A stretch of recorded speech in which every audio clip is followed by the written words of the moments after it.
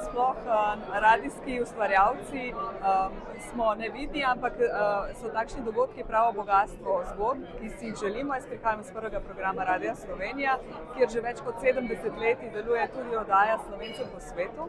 In v tej oddaji skušamo loviti zgodbe, ki se odvijajo v slovenskih skupnostih.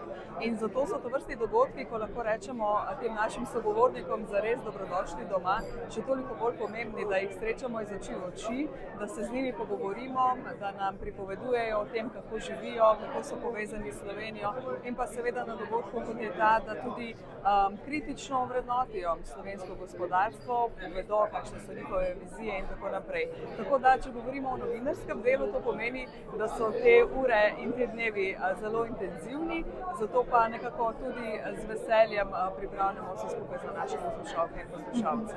Moram pa reči, da je naša ekipa majhna, tako da smo si dobro razdelili delo.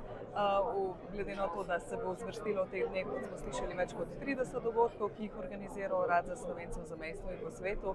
Tako da Sotočja in Slovencem po svetu sta dve oddaji, ki imata te dni polne mikrofone in roke dela.